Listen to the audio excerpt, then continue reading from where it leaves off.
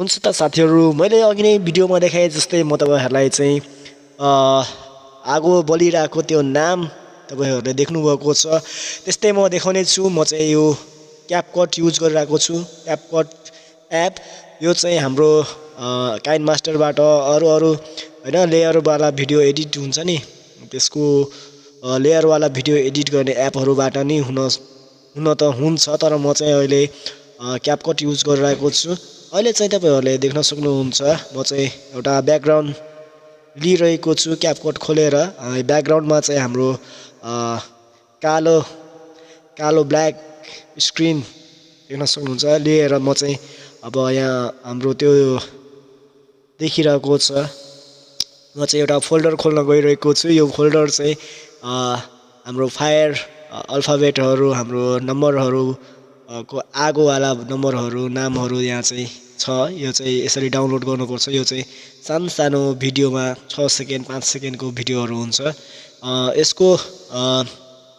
यसको चाहिँ लिंक मैले दिएको छु यो भिडियोहरु सबै एकै ठाउँमा डाउनलोड गर्न मिल्छ एउटा फोल्डर हुन्छ हैन त्यो जिप फाइलमा त्यसलाई चाहिँ एक्सट्र्याक्ट गरेर तपाईहरुले चाहिँ आफ्नो मोबाइलमा चाहिँ त्यो पाउन सक्नुहुन्छ है अब यो चाहिँ मैले टेलिग्रामको केही नयाँ एपमा मैले हालेको छु यो अल्फाबेटहरु त्यहाँ चाहिँ गएर डाउनलोड गर्न सक्नुहुन्छ यो चाहिँ सानो भिडियोहरुमा हुन्छ यो फायरवाला भिडियोहरु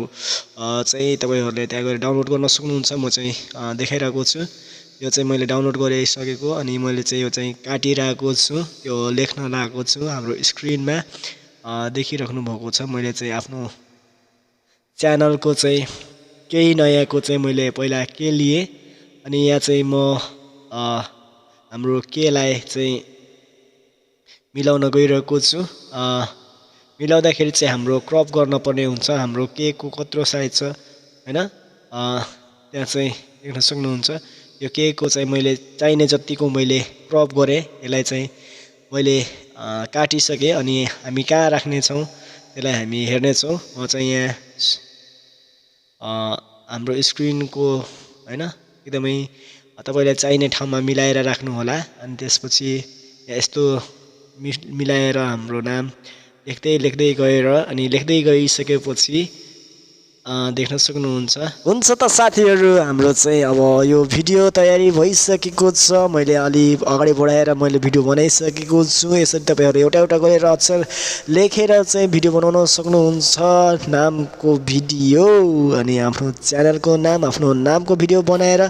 सेभ गरेर आफ्नो युट्युबमा भिडियोमा अपलोड गर्न सक्नुहुन्छ है त साथीहरु हुन्छ साथीहरु